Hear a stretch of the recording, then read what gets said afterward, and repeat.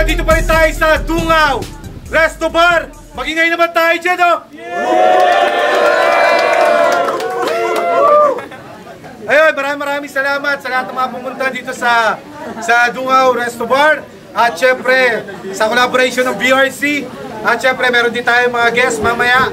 Magpapasiklab sila. Ganun din sa mga sponsors namin sa clothing. Nandiyan si Sir Jobel sa No Ego Shop. Maraming salamat sa iyo, Sir Jobel. At ilalagay na lang namin dyan. At syempre, sa kanan ko, pakilala ka pare. Yosh da po. At syempre, sa kaliwa ko, pakilala ka pare. Yo Jeremy, shoutout muna tayo. Shoutout sa mga trabaho ko kay Leonard, kay Ronel, kay Kenneth, tangina nyo, kay Johan, tsaka sa telco kay Sir Bart, Pogi, yan. Tsaka sa tropa ko, taga Balanga, kay Ram, yan, nandito. Tapos kay Jester Buboy, kay Joshua Bautista, tsaka sa girlfriend ko nandun, kay Jana, love you. Okay na. Ayan, okay na. At syempre, 1 minute and 30 seconds lang to. Pinag-usapan na nila yan. Pero nanalo ng Coitos si Yosh. Syempre, pinili niya muna si Jeremy. Patapusin na lang natin. Syempre, alam nyo na, pag na-choke, tignan natin kung makakabalik. Syempre, huwag niyo bubu. Dahil mga bago lang to sa larangan. Bagong pasok lang talaga sila. May palakpakan muna natin, bagong pasok. Yan, syempre, game na. Banat, pare. Yo, game! Yeah! Ang tagal kong nawala at ngayon nagbabalik. Kasi tatapat lang ako ni Deo sa taong nag-aadik. Kasi tanginang utak yan sa kakitiran na tangay. Sino ba naman tanga ang dadayo para lamang mamatay? Kaya pag ako nagpaapoy, buong balat mo ay lapnos. Tsak nabibinggo ka sa akin tol sa dami ng tantos. Matapos botong pagsasapakin ng walang paltos. Ngayon nyo sa akin itanong kung natutulog ba ang Yosh. Natutulog ba ang Yosh? Ang buhay mo ay walang halaga. Tanga ka. Kasi para akong binigyan ng pulubi na kalaban. Deo, malito. Kasi okay lang hindi maligo minsan. Pero to, minsan lang maligo. Kaya tignan mo ang gaspang-gaspang ng yung skin tol. Kasi tanginang panghilod yan. Steel wool. Kung ano-ano na lang talaga naiisip na ito ni Doy. Kung steel wool panghilod mo, edi yung sabon mo, Joy.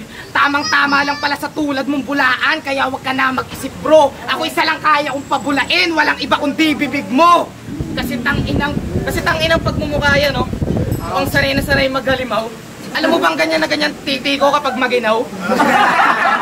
Tigas din ang ulo mo no? Kaya masarap iampas sa pader kung matigas mukha mo parang bato. Pues ito yung papel at ngayong gabi sa kamay ko mamamatay itong si Yosh yung parang gago. Hanggang maubusan ng hininga at saksi ang mga tao. Round 1 pa lang, pinahirapan, minaltrato, isisilid sa body bag. Ngayong mali ka ng pagdayo. Yeah! Okay. Go! Pagtapos umatras ng Benji, gutom na gutom akong bumawi galing sa pagkatalo. Tila ba naghahanap ng kapalitan? May hinain si Sir Deo, mukhang kulang sa laman. Pero pwede na to, panghapunan. Game! Game! Siya si Jeremy!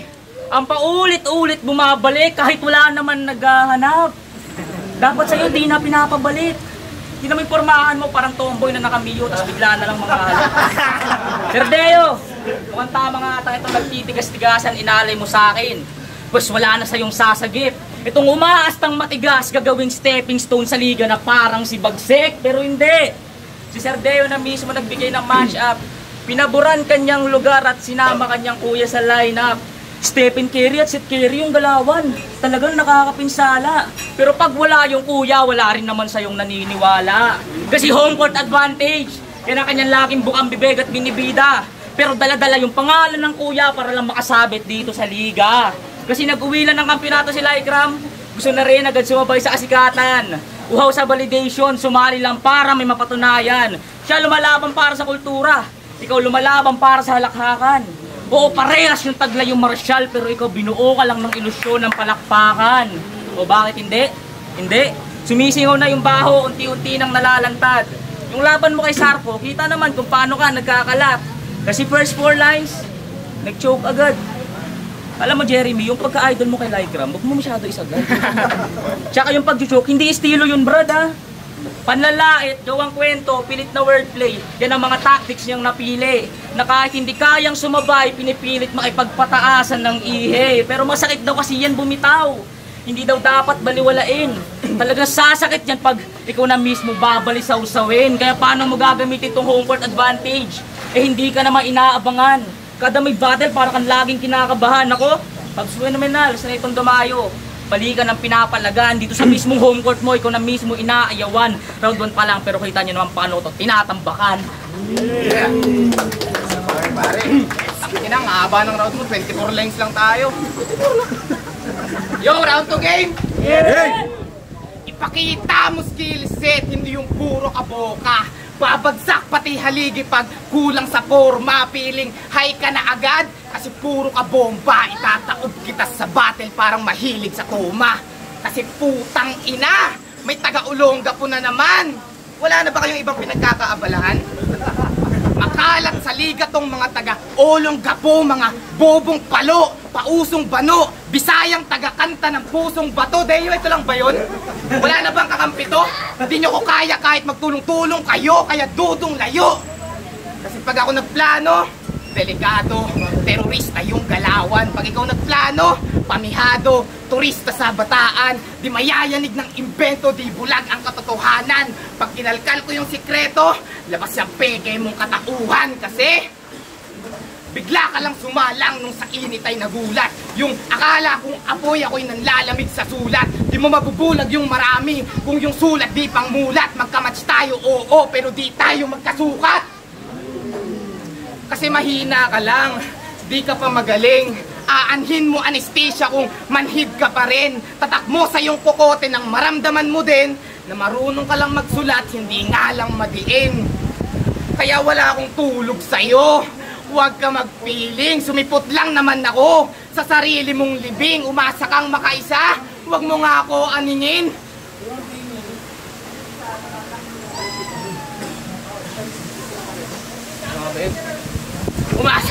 Kasi umasa kang makaisa, huwag mo nga akong aningin. Noong matatalo mo ako kung nananaginip ka ng gising. Yeah! Ay ako, tas talo ka lang. Sa 2 linggong paghahanda, nahirapan ako mag-isip ng bagong pakulo. Sabi nila, mahirapan daw ako sa'yo kasi ngayon Jeremy Madugo. Sabi nila, Jeremy Madugo. Oo, ako yung bisita, pero ako maghahanda sa'yo, tol. Kaya maiging maupo. Tatagayan ka ng tatagayan hanggang sa yung utak tuluyang manuyo. Kasi match lang daw tayo, sabi ng guro. Mukhang minamalit ata aking abilidad. Serdeyo ko nadismaya ka sa huli kong laban, humihingi ako ng kahabagan. Kung hindi sapat binigay ko last battle pues, ikaw magiging kabayaran, hindi mo gugusto yung mangyayari ngayong gabi. Lahat ng makikita mo hindi na biro, mga naririnig mo sa iyong tenga, guni-guni lang yan na para kang may schizo. Pero huwag mo na yung isipin. Malalim na ang gabi. Magsaya na lang tayo. Bahala na bukas. Sarap matulog pagtapos ng battle pero itong ipapadama ko wala ng lunas. Baseball bat ang sasalubong habang natutulog ka ng maayos. Pagdilat ng mata, isang good morning hit, agad ang balos. Wala kang magagawa, madadama, parang batang nakagapos. Isasabay ko na rin yung kuya mong si Lycram para yung dugo tuluyang umagos. Ang ending nito magkapatid, magwad siblings. At para fresh ako, maliligo na lang din ako pagtapos. Sa maikling konseptong nabuo, hindi na kailangan ng deep analysis. Jeremy, hindi ka makagalaw, nag-hallucinate ka lang. Ito'y sleep paralysis. O utak o mental, yan ang napili kong atake. Sa round na to, ayoko ng direkta. Gusto ko unti-unti kang mawalat sa'yo yan mismo lalagare. Sa'yo yan mismo lalagare. Hindi mo gugusto yung mangyayari ngayong gabi. Parang si Rastaman maihalal. Sa isip lang yan umiikot. Papunta sa realidad hanggang sa tuluyan ka magpatiwakal. Sa tuluyan ka magpatiwakal. Di ba ganyan ka? Hilig mong gumawa ng kwento. Hindi siya tamad. Pero nililigaw niya yung konsepto. Kaysa pag-aralan estilo ng kalaban, mas pinili niyang gawan ng kwento. Isang buwan ka sa aking isip. Yung mga lines mo ang cringe, tol. Gawan mo ako ng kwento, makakatingin ka na sampal na parang Mike Tyson kay Jake Paul. No hate, tol. Kung sa tingin mo yung mga pilit mong wordplay, hindi natin dadaanan, hintayin mo sa round 3, mamaya natin yung pag-usapan. Yeah. Yo!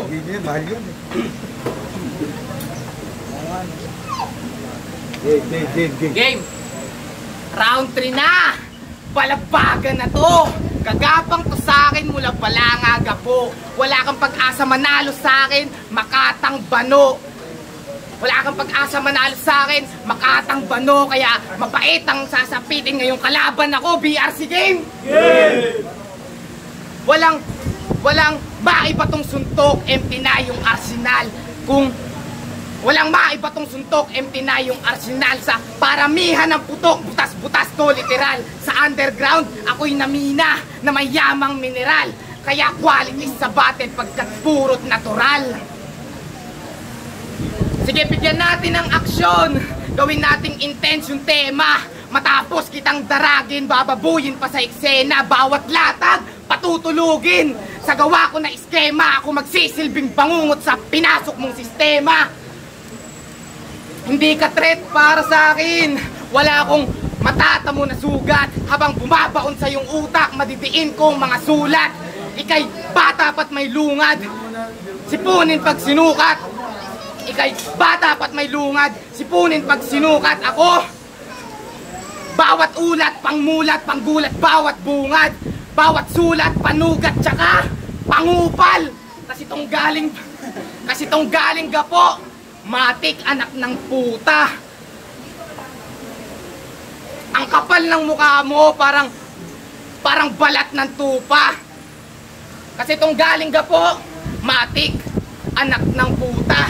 Ang kapal ng mukha mo, parang balat ng tupa. Maririndi ka lang gago hanggang lumabas ang luga. Kung aso to ni RNC, sa akin labas ng tuta. At ngayon, ikaw pinagbalingan, di na ako magpipigil. At ngayon, ikaw pinagbalingan, di na ako magpipigil. Kung malambot kalaban, mas lalong mapipisil.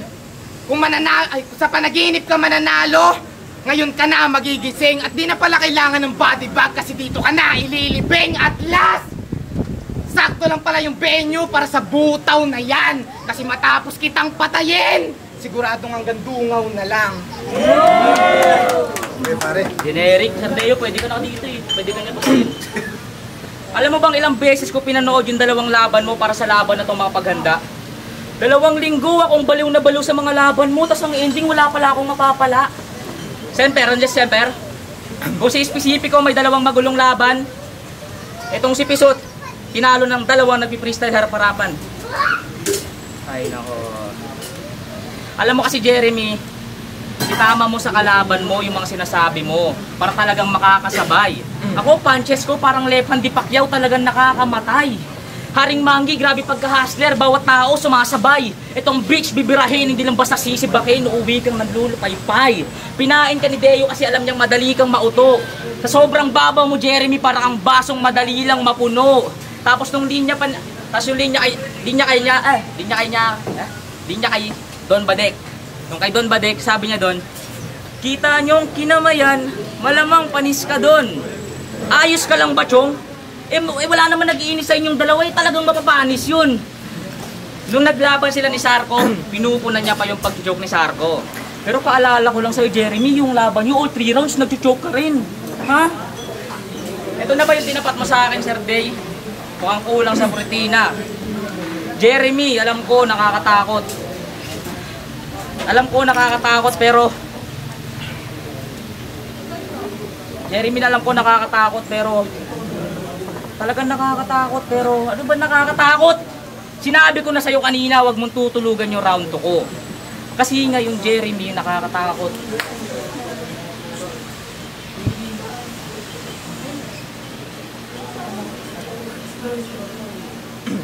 Ito na, at last, Sir Deo, yung round 1 ko umikot sa may pagka-horrorcore. Yung round 1 ko umikot sa may pagka-home court na hometown. Yung round 2, sa may pagka-horrorcore na mental. Sa may pagka-horror na mental. Jeremy, sa totoo lang, ayaw talaga itang kalaban. Umalis ka ni dito. Gusto ko makalaban, tigas ang bales, dudurugin ko sa mismo niyang stilo. Gusto mo kang alam ng mga tao, itinutukoy ko kung sino. Di ko na para pangalanan, sir, ilabas mo si Rico. Yes, kung gusto niyo ba nila, magpalapaan naman tayo, men. Ayan, syempre, hindi na namin papatagalin ang battle na ito. Okay. ang boto ng Horado, 3-0. Magingay para kay Jeremy. Palakpakan naman natin si Jeremy, man. Yan. Judge. Shoutout ka lang, Sean Diaz, Renz, Aileen yun. Yo, Whiskey nga pala ng bulok doon. Binoto ko all around si Jeremy. Okay lang naman yung bate.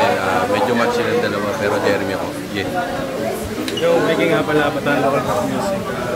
Binoto ko si Jeremy kasi solid ang mga punches niya. Sundot-sundot ng mga joke. Props pa rin kayo siyempre. Yun, Whiskey. Polo ng nan. Round 1 binigay ko kay Jeremy. Maganda yung balance niya ng jokes, tapos yung punchlines niya. Pero props sa pagbutas ni Yosh. Maganda siya umanap ng angle direct. Tapos round 2, binigay ko yung kay Yosh kasi may slight na choke sa dulo si Jeremy. Yung ender na lang naman. So, balance na. Yung round 3, hindi ko nabibigyan ng boto si Jeremy kasi nung round 2 ni Yosh, nagbabas siya sa cellphone niya. So, hindi na-counted yung round 3 niya. Kung ang in-expect ko, kung malinis yung round 3 ni Yosh, sa kanya na yung laban. Kaso lang nagkalat din siya. So, parehas walang round 3. And parehas mabigat yung dalawang round na yun. Yung nagpatalo lang naman sa kanya is yung slight na choke. Kaya binigay ko pa rin kay Jeremy yun. Kaya all 3 rounds, Jeremy. One, syempre.